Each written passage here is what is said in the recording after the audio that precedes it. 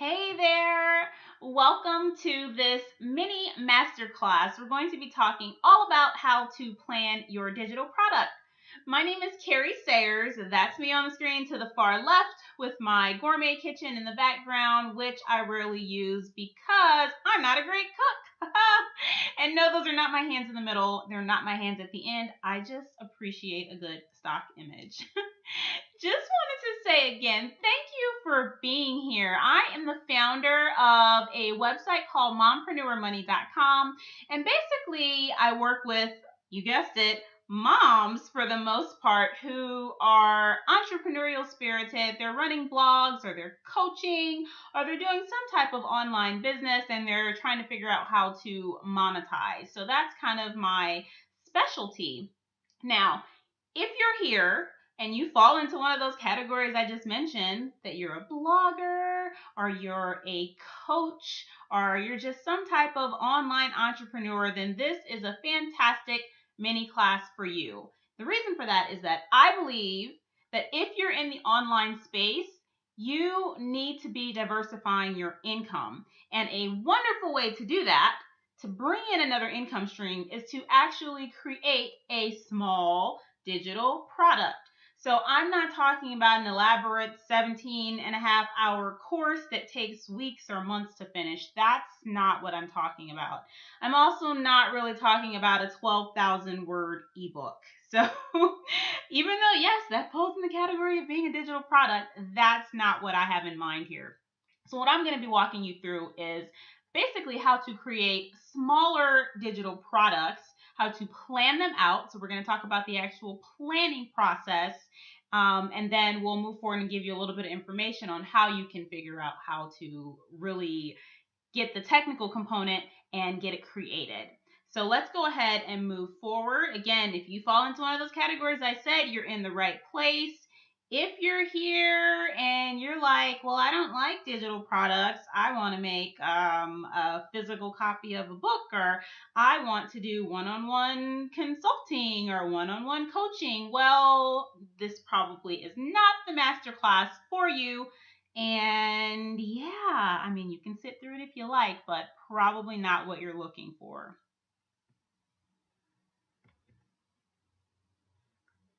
In this short masterclass, or mini masterclass as I'm calling it, we're going to go over 6 topics. First, when it comes to planning your digital product, you have to know your audience, and we'll get into some details on that. Second, we're going to be identifying one problem, okay? One problem. That's how you're going to keep your digital product small. You're not going to be solving 12 million problems. You're going to look at one problem. Third, outlining your product, okay? We're going to talk about a way to get that done. Number 4, we're kind of going to do like a draft of your sales page, because I find that's a great way to kind of really look at how your overall product is going to come out. 5th, we'll talk about repurposing content, which absolutely makes your life much easier. And last but not least, we're going to talk about how to add components to your digital product that give it a higher perceived value. So, know your market. Now listen, when I'm talking about market, I mean your target market, your target audience.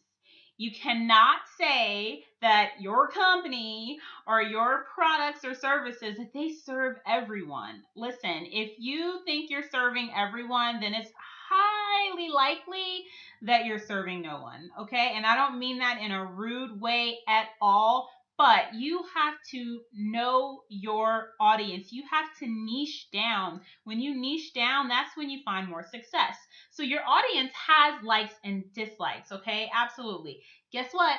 They even have a preferred learning style, okay? And that's when it comes to, maybe they want to read through an email course, or maybe they want to listen to audio lessons, or maybe they want a video course, but they have a preferred learning style. And an important part to all of us, they likely have an ideal price point as well. So here's some questions you can ask yourself to and honestly, there's another way to do this. Like, you can survey your audience and things like that. But these are the questions you kind of want to start with to make sure you know your audience. Okay, of course, are they male or female? How old is your ideal customer? Because think about it, like age plays into it. Like if you're targeting millennials, you're going to be probably speaking a little bit different of a way than if you're targeting Gen X or baby boomers. So that's something to keep in mind. What's their socioeconomic status? Now that comes into play for a lot of different reasons. It could come into play on how you present your information, on how you price your information, on where you go to market your information, you market your digital products. So you have to be thinking about all of that. Are they at the beginning, intermediate, or advanced level? Like which level are they at? Like you can't, if you're teaching someone a course on how to, let's say, start a WordPress website, it's likely that they're at the beginner stage if you're teaching them how to just start it. But if you're teaching HTML coding for your WordPress website, yeah, you're probably talking to an advanced user. So you just need to make sure that you know what level your customer or your client is at. Do they prefer to learn by reading, watching, listening, doing?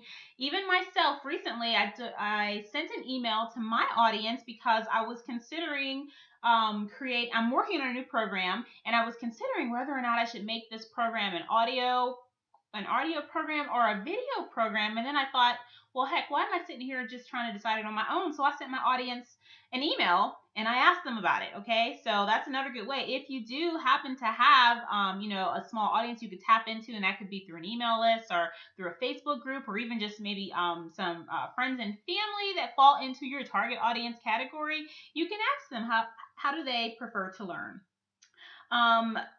Is your customer technically proficient or challenged? So a couple years ago, I would have described myself as semi-tech savvy, right? So I'm maybe a notch above semi-tech savvy at this point in my life, but I do work with some clients sometimes who are whatever was a notch below semi-tech savvy. But it's important to understand that, and it's important for you to understand that so that you can create your digital product in such a way that's easy for that audience to understand. And then another question you should definitely be asking yourself is, what is the most that your customer will pay for that digital product? And this is a hard one to answer. Like, I'm not even going to pretend that this is easy to come up with, because even after me, I've been in business for myself since summer of 2015, and I still have issues when it comes with pricing my course. And I also do the same thing where I go out and I email my audience and I just straight up ask them questions, even pertaining to pricing. So, but you need to kind of have in mind, what your ideal client, your ideal customer, what they might be willing to pay. Okay, listen, Linda, listen. Have you guys seen that YouTube video with that kid? Listen, Linda, listen. Okay, this is a key point when it comes to creating your small digital product. You have to identify one problem. Stop trying to save the world. Stop trying to solve every single problem with one solution. That's not how this works. That's not how any of this works. It's a mistake when you do that, okay? You can't solve 50 million problems at one time, at least not in an efficient or really effective way. So when it comes to creating your digital product, you're going to be thinking of how can you solve one problem? Like, think of one problem that your audience has, and then you work backwards. What's the solution to that problem? And that is what's going to compose your digital product. So here's some ways to look for those products. Go back through your emails. So if you're already an established blogger or coach or online entrepreneur, I'm sure you've received some emails from people, and you can look through those. A lot of times people ask questions based on problems that they're having. So that's a fantastic way to come up with ideas for solutions to problems you can solve, or come up with ideas for the problem so that you can then go on to create the solution, which is your digital product. Look at your blog comments. Oh my goodness, this is a great way. So oftentimes, like, I'll write a blog post and then people will write back and they'll say, oh, I was having such a hard difficulty with X, Y, and Z. So this is really helpful that you wrote this. So if you look through those blog comments, or if people aren't commenting on your blog, that's okay. Go and look at the blog comments of people in your similar niche. I hate to say, we use the word competitors because I try to be in creative mode and not in competition mode, but I know that that's a general term that's used. So if you don't have people commenting on your blog, go and look at the blog comments of your, quote unquote competitors and see what people are saying, because you can find problems there that can be solved. And then also search in Facebook groups. Like, even if you don't want to be, like, most of us are like engulfed in Facebook and we're involved in a lot of different groups. And typically online entrepreneurs tend to be involved with groups in our similar niche. So you can go and search in those groups and look to see kind of what issues people are having. And that's another way of identifying some problems that you could potentially solve with your digital product. All right, so product outline. Now, once you have that one question that your product is answering, that's fantastic. You can move forward. So it goes back to, how does your audience prefer to learn? Okay. Now, for me, I create most of my digital products are video courses. And for a long time, I'll be honest, I just assumed that everybody was like me, like all my mompreneur buddies and friends, they're like me and they like to learn by video. Now, what I didn't take into account was thinking about another side of me, like when it comes to books. So you guys, since I had kids 7 years ago, I promise you I can probably read on one hand how many physical books I've been able to pick up and actually like read. I don't have time. I don't have time for that. I'm always multitasking doing something. So I switched over to audiobooks. And I absolutely love it. My eyes don't have to focus on anything. I just have to tune in my ears, but I can also be doing something else at the same time.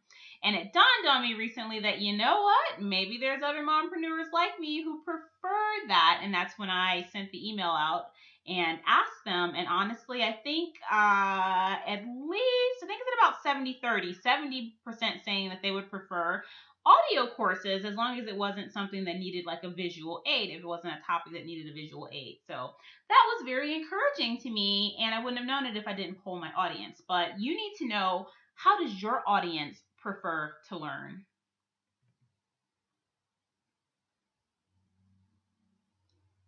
All right, so when it comes to your product outline, you want to have, at the very least, when you're doing this, you're going to write down 5 sections. You're going to have your title, your intro, proof of effectiveness, step-by-step instruction, and then conclusion. So for your title, just make sure that you're giving it a very clear and concise title that it, at least kind of hints at what the digital product is about. And if it only hints at it because maybe you have like a clever name or something like that, then you want to make sure you have a subtitle, okay? But in any case, whether it's your title or your subtitle, be sure that you say in that the problem that you're solving, okay, and then the benefit of using it, of using your digital product. So for me, full disclosure, when we get to the end of this mini masterclass, I'm going to introduce you to my full product, my full mini digital product that shows you how to create your own digital course, okay? Now the title of that is Epic Instructor Lab, which is just like a little clever name that I gave to my digital product. So then I went on to add a subtitle, and the subtitle explains the problem and the benefits. So the benefit is that you get videos, instructionals, and cheat sheets to help you, here's the problem, create your first online course, okay? So you're getting the cheat sheets and everything. You're getting the video tutorials and all of that so that you can have the end result of creating your first online course. Then as you're writing out the rest of your outline, just make sure in your intro that you're explaining why this is important and who this is important to. So that's a fantastic piece to include in your outline. Write down proof of effectiveness. And all this is really is, if you've been doing this before, then this is testimonials. Or maybe somebody emailed you and told you how much they enjoyed, it could have been a blog post that's related to the digital course or the digital product that you're going to create. Maybe they emailed you and just said how much they really, really enjoyed it, right? Or maybe someone on Facebook, mentioned something about it or whatever. Those are ways or case studies that you can prove the effectiveness of your digital product. But don't worry if you're just getting started and you don't have that yet. It's absolutely fine. It's absolutely fine. Another example, if let's say you're a coach or you've done some consulting or whatnot, maybe you don't have any digital products for someone to have commented on, which is okay. But maybe they've given you a compliment about how much they enjoy your teaching style or something like that. You can use that inside of your digital product to become proof of effectiveness. You can absolutely do that. That's ethical and it's fantastic because it's a real compliment. Don't go making up stuff. If you don't have anything, just don't use anything. The next part you want to make sure you have is that's basically just write out the steps, okay? It should be step by step exactly what the person has to do in order to accomplish whatever the end goal is of your digital product, all right? So if you don't know your steps, then that's something, you gotta make sure you take time. Most likely, you're going to be creating a digital product that is based on something you're familiar with, okay, and that will resonate with your target audience. So this shouldn't be too difficult to list out the steps because this should be something that you're already familiar with. And then, of course, you want to include your conclusion, which will have additional steps or what to do if they run into any issues, a lot of things like that. All right, now, I know some people, when they think of sales pages, their mind just is blown and it just gets to be too much. But sales pages do not have to be overly complicated, okay? Not to mention, there are a ton of templates out there that you can follow if you feel uncomfortable with this process. But I'll tell you what, just writing out your sales page, it can really help to kind of clarify your ideas. So I'm saying to write, kind of write it out and be thinking about it ahead of time. So here's a little template that you can use, or as I put here, a blueprint. So you want to have a great headline, okay? So make sure you start it with, either a really good question that causes your target client, your target customer to really think something through, just something great, something that pops. Then you want to define the audience. So just like I did at the beginning of this little mini masterclass, I said who it is I'm speaking to, bloggers and coaches and online entrepreneurs who want a digital product. You want to make sure you define the audience so the person who's reading your sales page and who's reading about your digital product knows that they're in the right place. Then you want to make sure that you clarify what the problem is. Now, at this point, when you're doing this, you've already gone through the brainstorming to think about the different problems that your audience might be having. So you're going to use that to actually clarify what the problem is. Then you're going to talk about the solution and the benefits of all of that. You're going to put all of that in there, the benefits of why this is going to help them so much, why your digital product is going to be so helpful to them. And then a really important part is to answer the objections. So this is a very strong place where you have the opportunity to already be thinking about the 10 million reasons that people will say no to your product, because as we know, people will come up with 10 million reasons why they don't need something. But you want to focus on the really kind of important ones, the ones that stand out the most. That most people might be considering when it comes to whatever your digital product is, and you want to answer those objections inside of your sales page.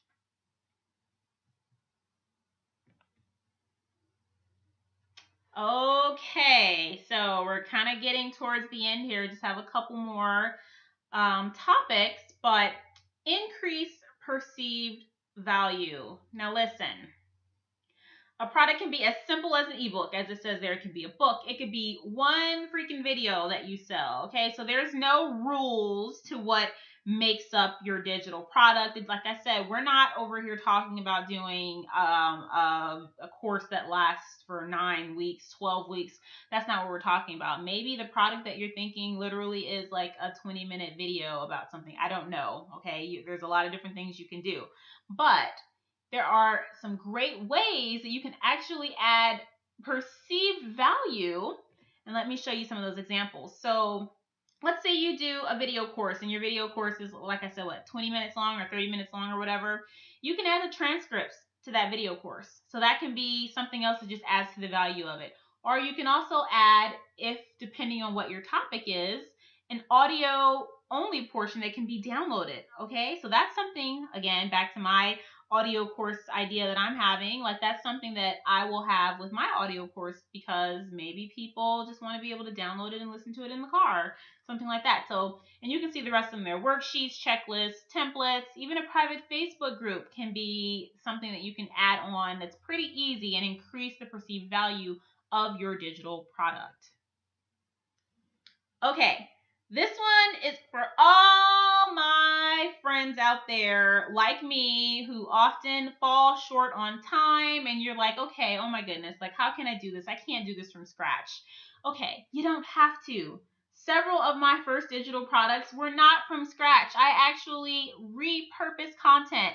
My first few ebooks that I created, I went back and I grabbed blog posts that really hadn't done much or gone anywhere or been commented on, but were really good blog posts.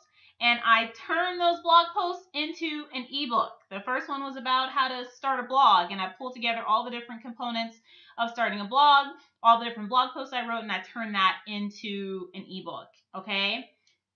You don't have to make this complicated, all right? It absolutely does not have to be. So here's some ideas on things that you can repurpose into content for your digital product. Like I already said, the blog post.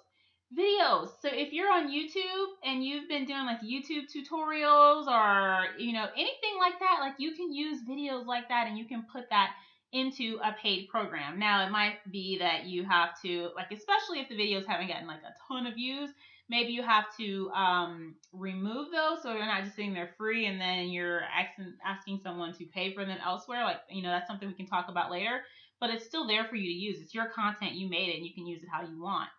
Webinars. Oh my goodness. You'll see. So in, let's see, at least one of my digital courses, I include webinars that I've hosted, because those, what you put hard work into your webinars and you give good information and you give value. And unless you have your replay just up and running forever, why not take those webinars and put it into a paid program, a paid digital product that people can access? Another one of my favorites is email sequences. Okay. So first of all, if you're not currently using email to communicate with your audience, personally speaking, I just think that's a mistake. You need to definitely be working on your email list and building it up so that you have that. No one can ever take away email addresses from you, while other, your Facebook names and all of that stuff can disappear in an instant. So definitely be building your email list. But if you send out like detailed emails where you're explaining things like that, you can repurpose into content for your digital products. And then, of course, if you've ever created like any type of template or a checklist, like, that's another fantastic resource to add to your digital product. So let's recap. When you're planning your next digital product or your first digital product, this is what you're going to do. You're going to make sure that you know and understand your audience, okay? You're going to actually have a targeted audience. And don't worry, if you don't really know how to niche down and how to figure out your target audience and what they want and not what they don't want and all that good stuff, I can help you with that. Make sure you identify one problem, okay? Your digital product is going to solve one problem, not 12 million. Not 75,372 trillion, as my kids would just make up numbers. It's going to solve one problem. Then you're going to outline your product. Then you're going to draft kind of a sales page. Again, don't be afraid of sales pages. Don't be afraid of it. Kind of use the guide that we talked about here and draft it that way. You're going to look into repurposing content. Okay, you don't have to do your digital product entirely from scratch. Go through all those blog posts and emails and whatnot, whatever you've previously created, and see what you have that kind of goes together and that you can use as your foundation. And then number 6, ways to add perceived value. So I think I might have done, now that I'm thinking about it, I think I might have talked about 6 before I talked about 5. I don't remember, but you get the point. Now, wrapping up here, if you enjoyed what I was talking about, if you are really interested in creating a digital product and pulling together all the different components, and you want to see kind of how I've done it before, I want you to go to epicinstructor.com and enroll, okay? Listen. This is a comprehensive course. I've had over 400 students to take this course already, and a lot of them just came on, let's see, back in October, so they're just kind of going through the different video tutorials and cheat sheets. But if you really want to have your digital product up and running in a short period of time, because I'm going to tell you right now, it does not take a long time to get a small digital product up and going, Epic Instructor Lab is for you. Now, depending on where you're watching this mini masterclass, there might be an enroll now button below this video, but if not, you can simply go to epicinstructor.com to enroll. I'm also available to answer any questions that you have. You can reply to the email that you received from me. You can reach out to me on Facebook, on my Mompreneur Money Facebook page, whatever it is you need. Let me know. I'll answer your questions. But look, at the end of the day, I just want you to know you can do this. Creating a digital product does not have to be difficult. It can be simplified. I'd love to help you. Again, Carrie Sayers here with mompreneurmoney.com, and take care. Hope to see you in Epic Instructor Lab.